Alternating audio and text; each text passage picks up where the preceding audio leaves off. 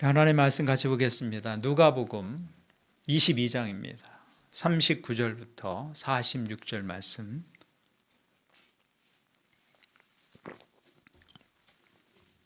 누가복음 22장 39절부터 46절 말씀을 우리 교대로 한 절씩 읽겠습니다. 누가복음 22장 39절부터 46절입니다. 예수께서 나가사 습관을 따라 감난산에 가시매 제자들도 따라갔더니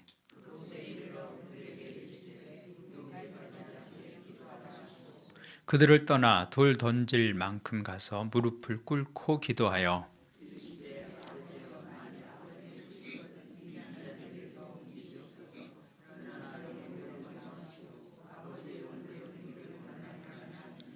천사가 하늘로부터 예수께 나타나 힘을 더하더라. 간절히 기도하시 땀이 땅에 떨어지는 빗방울 같이 되더라. 기도 후에 일어나 제자들에게 가서 슬픔으로 인하여 잠든 것을 보시고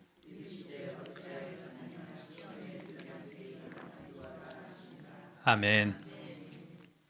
우리 예배 오신 여러분들을 다시 한번 환영합니다. 우리 옆에 분들과 인사하겠습니다. 따뜻한 얼굴로 하늘 복 많이 누리세요. 네, 감사합니다. 네. 오늘 말씀은 예수님께서 겟세마네 동산에서 기도하셨던 장면을 담고 있죠. 오늘 말씀 예수님께서 십자가에 달리시기 전날 밤에 있었던 일입니다. 그날이 6월절 그 하루 전날이었어요. 6월절 만찬을 제자들과 함께 마가의 다락방에서 드십니다. 제자들의 발을 씻겨주시고 또 성찬을 제정하시죠. 그리고 나서 어디로 가셨어요? 겟세마네 동산. 오늘 말씀에 감람산이라고 했는데 거기에 올리브나무가 굉장히 많습니다. 지금도 가면 그 겟세마네 동산에 1000년이 넘은 올리브나무들이 빽빽하지는 않은데 큰 동산은 아니거든요. 근데 거기에 1000년이 넘은 올리브나무들이 있어요. 그래서 감람산이라고도 부릅니다. 그 겟세마네 동산에서 예수님께서 기도하신 그 기도에 관해서 우리가 함께 좀 생각해 보려고 합니다. 겟세마네 동산은 에덴 동산과 여러 면에서 이렇게 비교가 가능합니다. 성경은 동산에서 시작해서 동산에서 끝이 납니다. 처음에 나타나는 동산이 어떤 동산이에요? 에덴 동산. 에덴 동산. 성경의 창조의 기사의 꽃은 인간 창조죠. 인간을 위해서 하나님께서 친히 지으신 동산이 에덴이라는 동산이었어요. 하나님께서 동방의 에덴을 창설하시고 지으신 인간을 그 동산에서 살게 하셨습니다. 그래서 성경은 동산에서 시작을 하죠. 그리고 성경의 맨 마지막 장에 어떤 내용이 담겨 있냐면 새하늘과 새 땅, 예수님께서 다시 오셔서 완성하실 새하늘과 새 땅에 관한 이야기를 기록하면서 그 새 예루살렘 성을 마치 동산처럼 묘사하고 있습니다. 하나님 보좌에서 물이 흘러나와서 강을 이루고 그 강 곁에 옆으로 생명나무가 있어서 달마다 새로운 열매들이 맺는 그런 동산으로 하나님 나라를 묘사해 놓았어요. 그러니까 동산, 성경은 동산에서 시작해서 어디에서 끝나요?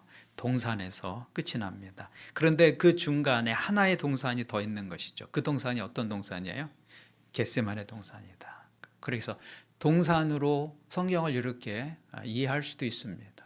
에덴 동산, 그리고 중간에 겟세마네 동산, 그리고 마지막에 마지막 그 하나님 새 하늘과 새 땅으로 묘사되는 그 동산.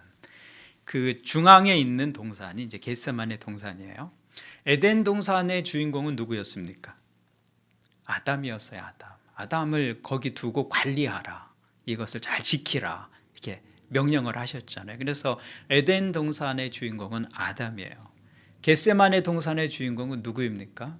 예수님의 예수님. 그래서 바울 사도는 로마서에서 예수님을 둘째 아담이라고 불렀어요. 둘째 아담.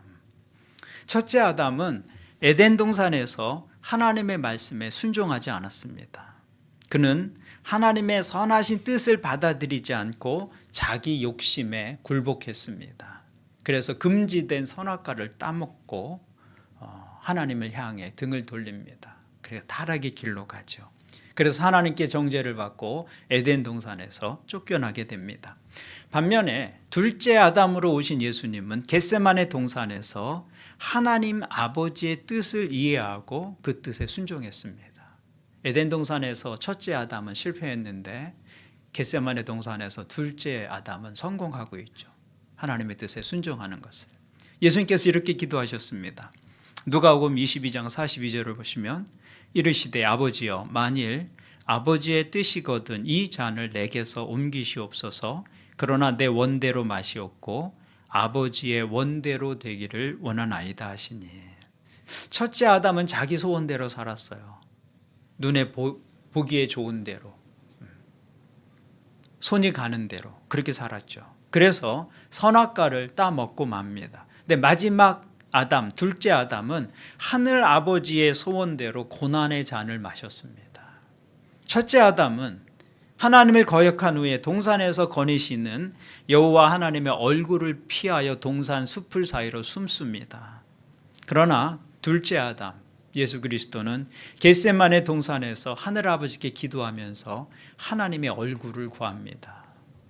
지금 이렇게 첫째 에덴 동산과 겟세마네 동산 이렇게 비교하면서 우리가 생각할 수 있는 것이죠.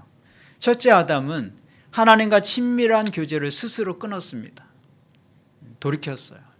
죄를 향해서 얼굴을 향하고 하나님을 향해 등을 집니다. 마지막 아담인 예수님은 끝까지 하늘 아버지의 이름을 부릅니다. 죽음의 순간에도 그 교제를 놓지 않습니다.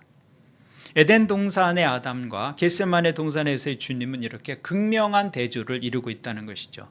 아담은 불순종을 대표하고 예수님은 순종을 대표합니다. 불순종의 결과는 죽음이었어요. 에덴 동산의 결과 죽음이 찾아왔습니다. 근데 순종의 결과, 겟세마네 동산에서의 순종의 결과는 무엇입니까? 그건 생명입니다. 예수님께서 마지막 아담으로 이 세상에 오신 목적은 첫째 아담이 저지른 그 죄악을 담당하기 위한 것이었어요. 그래서 예수님은 첫째 아담의 불순종을 자신의 순종으로 바꾸었습니다. 첫째 아담이 지키지 않았던 하나님의 뜻을 예수님은 온전히 지켜내셨습니다. 따라서 겟세마네 동산은 에덴 동산의 실패를 성공으로 바꾼 곳이다. 아담이 받은 심판과 저주가 축복으로 전환된 곳, 그것이 겟세마네 동산인 것이죠. 겟세마네 동산은 순종이 불순종을 이긴 자리입니다. 그래서 아담의 불순종으로 인해서 잃어버렸던 낙원이 예수 그리스도의 겟세마네 동산에서의 순종을 통해서 회복이 되는 것입니다. 그래서 창세기 에덴 동산은 복음서의 겟세마네 동산을 통하여서 요한계시록의 새하늘과 새 땅으로 연결이 되는 것이죠. 성경을 그렇게 우리가 동산의 이미지로 또 정리를 해볼 수가 있을 것입니다. 이 예수님의 겟세마네 동산의 기도의 모습에서 우리는 두 가지를 생각해 볼 수 있습니다. 하나는 기도의 자세고요. 또 하나는 기도의 내용입니다. 예수님의 기도의 자세 어떠했어요?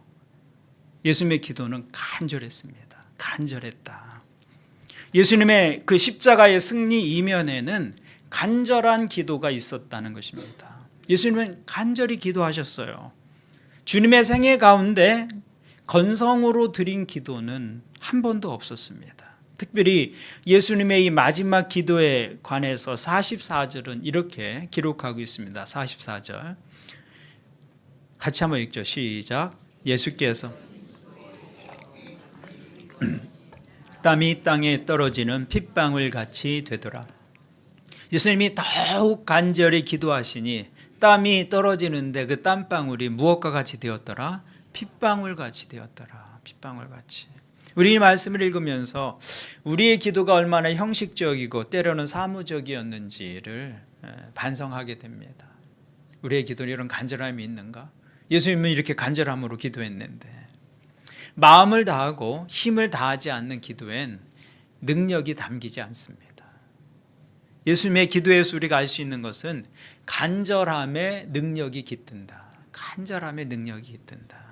기도는 마음과 육신의 힘을 다 기울여서 해야 하는 것입니다. 그 간절함의 차이가 능력의 차이를 만들어 내는 것입니다. 43절 44절을 다시 보십시오. 천사가 하늘로부터 예수께 나타나 힘을 더하더라. 예수께서 힘쓰고 애써 더욱 간절히 기도하시니 땀이 땅에 떨어지는 핏방울 같이 되더라. 예수님이 기도하실 때 얼마나 간절히 기도하셨는지 육신의 힘을 다 소진할 정도로 기도하셨습니다. 그래서 땀방울이 핏방울이 될 정도로 그 기도에 육신의 힘을 다 소진했기 때문에 하나님께서 43절에 누구를 보냈다고요? 하늘에서 천사를 보내서 예수님의 기도를 도왔다는 것이죠. 여러분, 간절히 기도하지 않는 사람은 기도가 노동이라는 말을 이해하지 못합니다. 기도의 격언 가운데 하나가 기도는 노동이다. 그런 격언이 있어요. 간절한 영적 기도는 그런 육체적인 노력과 힘을 요구한다 그 말이죠. 그런데 기도하면서 그렇게 자기의 육신의 힘을 소진하는 사람들을 하나님께서 그냥 내버려 두시지 않으신다는 것입니다. 43절에 보니까 천사를 보내서 그를 도우셨다. 그것이 기도하는 사람들을 향한 하나님의 관심이에요. 관심. 그래서 그 기도에 강력한 능력이 나타나게 되는 것입니다.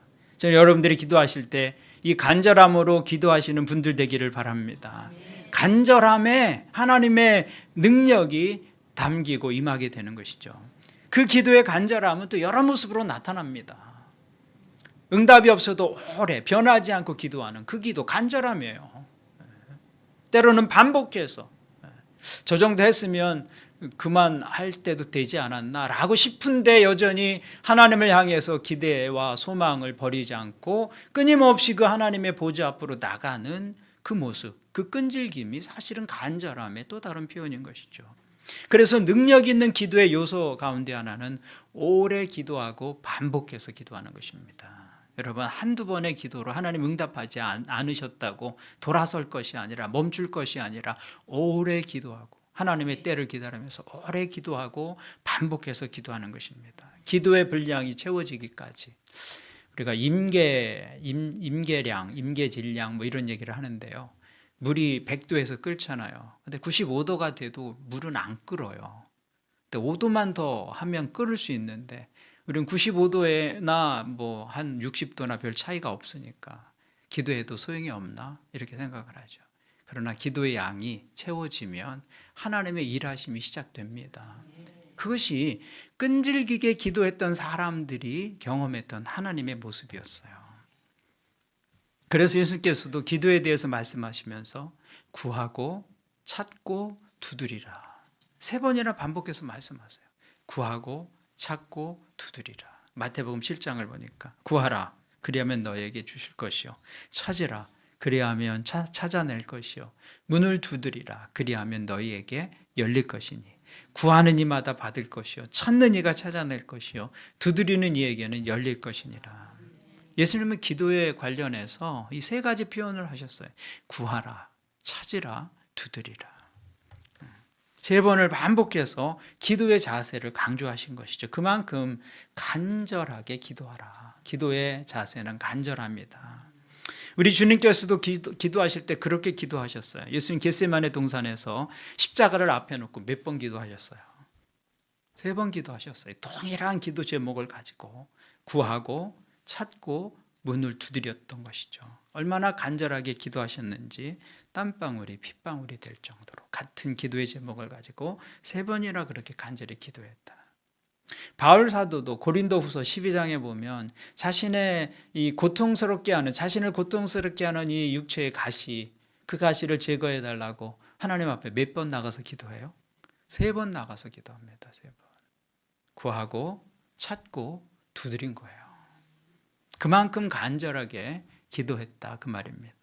기도에 있어서 중요한 것은 무엇보다 간절함이다라는 것입니다. 간절함. 흔히 기도를 또 호흡이라고 표현하잖아요. 호흡. 여러분, 이 몸은 숨을 쉬지 못하면 필사적이 됩니다. 한 모금 공기를 들이마시기 위해서 모든 기관과 힘을 다 동원해서 필사적으로 숨을 쉬려고 해요. 물에 빠져 죽어가는 사람에게 한 모금의 공기는 생명 그 자체이기 때문에 그래서 필사적으로 숨을 쉬려고 하는 것이죠. 기도는 그런 것이다 이렇게 말하는 거예요. 우리 영혼에 숨을 쉬는 것이다. 그래서 주님은 기도할 때 간절함으로 기도하셨어요. 오늘 여러분의 기도가 그런 기도가 될 수 있기를 바랍니다. 우리에게는 이런 기도의 모습이 좀 부족한 것 돌아보면서 저도 그렇게 느끼고, 간절히 기도하고 필사적으로 기도하는 것, 그것이 하나님께서 원하시는 기도의 자세이고 기도의 모습인데, 우리 그렇게 기도하는 기도의 사람들 될 수 있기를 바랍니다. 그렇다고 간절히 기도하는 것이 악을 바락바락 써야 된다, 그런 얘기는 아닙니다. 악을 안 써도 간절함을 표시하는 방법은 참 많습니다. 주님께서 응답하시지 않으시면 제게 소망이 없습니다라는 절박함을 가지고 기도하는 것이죠. 하나님께만 소망이 있습니다. 하나님 아니면 저 죽습니다. 그런 심정이어야 되는 것이죠. 응답하시면 좋지만 응답하지 않으셔도 제가 다른 방법을 찾아보도록 하겠습니다. 이런 기도가 아닌 것이죠. 그런 태도로 안 된다는 거예요. 주님밖엔 내게 소망이 없습니다. 내게 다른 길이 없습니다. 그런 간절함이 있을 때 기도의 능력이 나타난다. 그런 간절한 기도의 대명사는 아마 야곱일 것입니다. 야곱이 형의 장자권을 빼앗잖아요. 그래서 형의 보복을 두려워해서 밧단 아람에 있는 외삼촌 라반의 집으로 도망갑니다. 거기서도 또 문제가 있어서 다시 고향으로 돌아올 수밖에 없는 그 길이었습니다. 근데 들려오는 소식에 자기 형 에서가 400명의 하인들을 데리고 자기를 치러 온다. 그 소식을 듣고는 앞이 캄캄해지는 것이죠. 그래서 다른 사람들을 먼저 보내고 자신만 야복 강가에 남았습니다. 그리고 거기서 하나님과 기도하면서 씨름하죠. 하나님께서 야곱의 한도뼈를 치는 바람에 그는 저는 몸이 되었어요. 이제 도망칠 수도 없습니다. 최후의 수단은 도망치는 거였는데 도망치는 일도 불가능한 그 상황이 되자 야곱은 하나님께 붙잡고 하나님을 붙잡고 늘어지죠. 창세기 32장을 보시면 이렇게 기록하고 있습니다. 그가 이르되 날이 세려하니 나로 가게 하라. 야곱이 이르되 당신이 내게 축복하지 아니하면 가게 하지 아니하겠나이다. 필사적으로 붙잡고 늘어진 것이죠. 주님 아니면 저는 죽습니다. 전 소망이 없습니다. 그렇게 기도한 것입니다. 그 간절한 기도가 그의 인생의 전환점이 된 것이죠. 간절함이 하나님의 역사를 불러 일으키는 것이다. 오늘 여러분의 기도에 그런 간절함이 있기를 주님의 이름으로 부탁을 드립니다. 예수님의 겟세마네 기도의 또 다른 교훈은 기도의 내용입니다. 기도의 내용. 겟세마네 동산에서 주님의 기도의 내용은 어떤 것이었습니까? 42절을 보시면 같이 한번 읽겠습니다. 시작. 이르시되 아버지여 만일 아버지의 뜻이거든 이 잔을 내게서 옮기시옵소서. 그러나 내 원대로 맛이 없고 아버지의 원대로 되기를 원하나이다 하시니. 무엇을 해서 기도하신 거예요? 내 뜻이 아니라 아버지의 뜻. 내 뜻이 있고요, 아버지의 뜻이 있어요. 내 뜻은 이 잔이 내게서 지나가기를 원합니다. 그러나 아버지의 뜻은 뭐예요? 내가 그 잔을 마시라는 거예요. 내 뜻대로 되게 하지 마시고 아버지의 뜻대로 되기를 원하나이다. 예수님의 기도의 내용은 한마디로 자기 부인이었어요. 자기 부인. 그래서 어떻게 보면 예수님의 십자가의 고난은 이미 겟세마네 동산에서 시작이 된 것이죠. 자기 부인의 과정 없이 어떻게 십자가를 지겠어요? 그 고통의 십자가를. 겟세마네 없이 십자가 있을 수 없는 것입니다. 우리 신앙에 있어서 최대의 숙제가 있다면 그것은 바로 자기를 부인하는 것입니다. 자기를 부인. 이게 얼마나 어려워요. 신앙은 좁은 문입니다. 좁은 문이에요. 생명으로 인도하는 문은 좁다고 했어요. 좁은 문이라는 이야기는 두 사람이 함께 통과할 수 없을 정도로 좁다는 거예요. 그 말은 신앙의 문은 나의 옛사람과 새사람이 함께 통과할 수 없다는 이야기입니다. 나의 옛사람, 나의 새사람. 두 사람이 통과할 수 없어요. 거긴 한 사람만 통과할 수 있어요. 거기선 옛사람과 잡았던 손을 놓아야 새 사람이 그 좁은 문을 통과할 수 있는 것이죠. 옛사람과 새 사람이 함께 통과할 수 있는 문이 아니에요. 그런데 이것이 신앙에서 가장 어려운 일입니다. 우리 옛사람과의 결별. 그게 제일 힘든 일이에요. 신앙에 있어서 가장 큰 어려움입니다. 왜냐하면 인간은 본래 자기 중심적이기 때문입니다. 우리가 좀 더 영적으로 살아보려고 육체를 조금 힘들게 하면 막 육체가 소리를 지릅니다. 여러분 그러지 않으신가요? 하나님께 집중하기 위해서 금식이라도 하려고 하면 막 뭐가 소리 질러요. 위장이 소리를 지르는데 배고프다고 소리를 지르는데 그 소리를 견디기가 참 어렵습니다. 그 소리를 부인하는 게 참 어려워요. 그래서 마틴 루터는 말하기를 육체는 심하게 불평하는 경향이 있다. 그래서 육체가 소리 지르면 그것을 부인하기가 참 어렵습니다. 여러분 새벽기도 연초에 작심하시고 시작하려고 하면 육체가 막 소리 지르잖아요. 너는 피곤하다. 너는 피곤하다. 또 피곤한데 어떻게 그 새벽 기도하고 하루 살래? 막 소리 지르는데 그 소리를 부인하기가 참 어렵습니다. 그 소리 부인하고 자리에서 일어나는 게 세상에서 제일 어려운 일이 돼요. 육체의 소리를 부인하는 것은 참 어려운 일입니다. 오늘 겟세마네 동산에서 예수님의 기도는 자기 부인이 얼마나 어려운 고통인지를 우리에게 분명하게 보여주고 있는 것이죠. 우리 주님도 자기를 부인하는 기도를 드리기 위해서 어떻게 기도하셨어요? 땀방울이 핏방울이 될 정도로 기도하셔야 자기 부인이 가능했다 그 말이에요. 그러니 얼마나 힘든 일이겠습니까? 이 일이. 애를 쓰고 기도해야 자기 부인이 가능한 거예요. 이건 주님에게도 쉬운 일이 아니었다는 것이죠. 그러므로 우리의 고난은 멀리 있는 것이 아닙니다. 고난은 여기 있어요. 우리 안에 있어요, 사실은. 무엇이 고난이에요? 옛사람과 결별하는 게 고난이에요. 그 옛사람을 향해서 나는 너를 모른다고 말하는 거. 그것이 정말 어려운 일이에요. 우리의 옛사람에 대해서 거절하고 그 옛사람의 요구를 따르지 않는 것. 그런데 믿음은 바로 그때 역사하기 시작합니다. 누가 우리의 오른뺨을 때리면 우리의 옛사람은 즉시 받은 대로 돌려주라고 막 소리치잖아요. 막 소리치잖아요. 그런 자아를 향해서 나는 너를 모른다라고 말하는 게 자기 부인이잖아요. 우리에게 잘못한 사람에게 우리 자아는 원수 갚으라고 말합니다. 그 핍박하는 자들에게 그 자아는 저주하라고 말하죠. 그때 그 자아를 향해서 나는 너를 모른다. 원수를 향해서 보복하고 저주하는 너를 나는 모른다. 이렇게 말하는 게 자기 부인이잖아요. 오히려 축복하고 위하여 기도하는 것을 선택하는 것. 그것이 어찌 쉬운 일이겠습니까? 그러나 그렇게 반응하려고 할 때 믿음의 능력이 나타나기 시작하는 거예요. 거기가 믿음의 능력이 나타나는 자리다. 믿음의 역사는 자기를 부인할 때 일어나는 것입니다. 자기 부인, 자기 희생 없다면 믿음은 그 능력을 잃어버리는 것이죠. 그래서 사단은 집요하게 십자가 없는 영광을 말하는 것입니다. 그 힘든 일을 왜 하려고 그래? 그 어려운 길을 왜 선택하려고 그래? 이렇게 쉬운 길도 있는데 자기 부인이 없는 열매를 제시하죠. 쉬운 길을 가라는 거예요. 그러나 그리스도인의 삶의 원리는 언제나 동일합니다. 자기를 부인하고 자기 십자가를 지고 주님을 쫓는 것이죠. 쉬운 길을 가는 것이 아니라 옳은 길을 가는 것입니다. 좁은 길을 선택하고 그때 비로소 믿음의 능력이 나타난다라는 것입니다. 예수님의 생애는 하나님의 뜻을 위해서 자기를 부인하고 죽기까지 복종하신 삶이었어요. 죽기까지 복종하신 자기 부인을 통해서 구원이 이루어진 거예요. 우리의 구원이.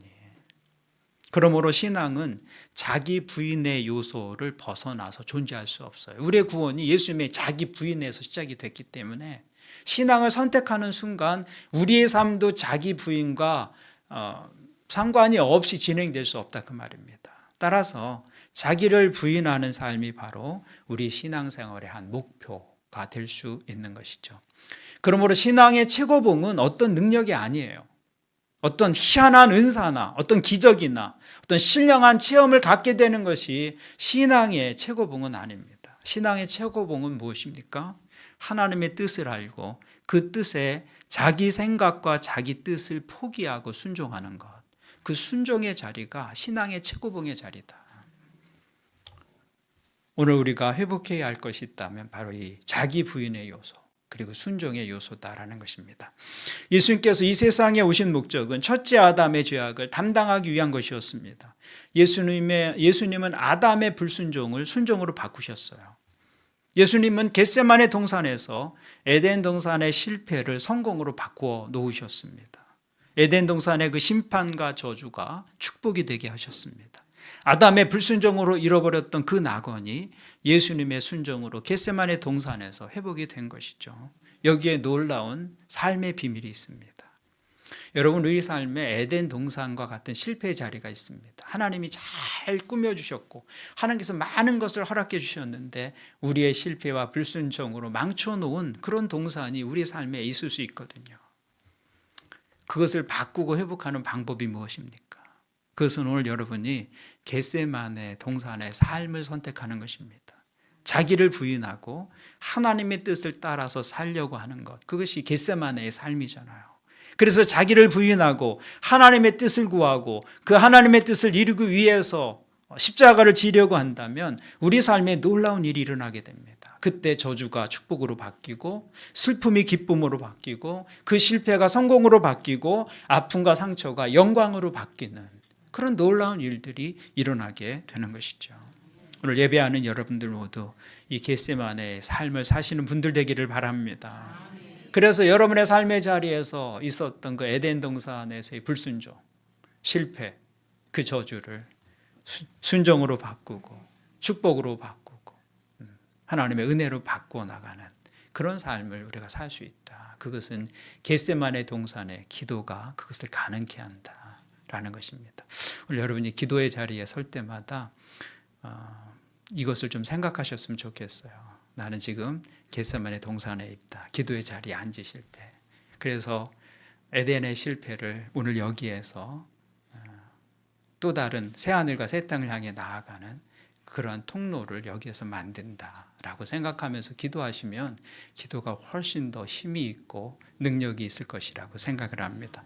여러분 모두 그런 기도의 사람들이 되시기를 주님의 이름으로 축복합니다. 아멘. 기도하시겠습니다. 먼저 우리 함께 한 목소리로 좀 기도했으면 좋겠어요. 말씀을 가지고 기도할 때요, 먼저 우리를 사랑하시고 하나님의 자녀로 기도의 특권을 주신 것을 감사하시기를 바랍니다. 기도의 크기는 하나님의 사랑을 아는 만큼 비례합니다. 하나님의 사랑이 얼마나 큰지를 알고 경험하게 되면 그 사랑의 근거에서 우리가 구하는 기도의 크기도 달라집니다. 또 우리의 기도가 담대할 수 있습니다. 아들까지 아끼지 않고 내어주신 그 하나님의 사랑을 알 때 우리가 무엇인지 거리끼지 않고 하나님께 구할 수 있습니다. 그러므로 먼저 여러분 십자가의 은혜를 더 깊이 만나고 경험하게 도와주십시오. 그렇게 기도할 수 있기를 바랍니다. 하나님의 사랑을 알게 해달라고 기도하십시오. 그 사랑의 깊이와 넓이와 높이와 길이를 알게 해달라고 기도하시기를 바랍니다. 그때 우리의 기도가 달라지게 될 것입니다. 그리고 에덴의 삶이 아니라 겟세마네의 삶을 살게 해달라고 기도하십시오. 여러분의 삶에 에덴 동산에서와 같은 불순종이 있고 실패가 있었다면 오늘 예수님이 겟세마네 동산에서 기도하신 것처럼 그 겟세마네의 기도를 통해서 그것들을 회복할 수 있습니다. 겟세마네의 주님처럼 순종을 선택하는 믿음을 달라고 기도하시기를 바랍니다. 우리의 오늘 순종이 어제의 불순종을 치유합니다. 오늘 우리의 순종이 우리의 삶의 저주가 축복으로 바뀌게 만듭니다. 슬픔이 기쁨으로 바뀌고 실패가 영광으로 바뀌는 그런 기도의 능력이 예수님께서 기도하신 겟세마네의 기도의 모습이었다는 것입니다. 여러분 그 기도의 능력이 있는 믿음이 되게 해달라고 오늘 말씀을 가지고 함께 한 목소리로 주님 앞에 나가서 기도하겠습니다.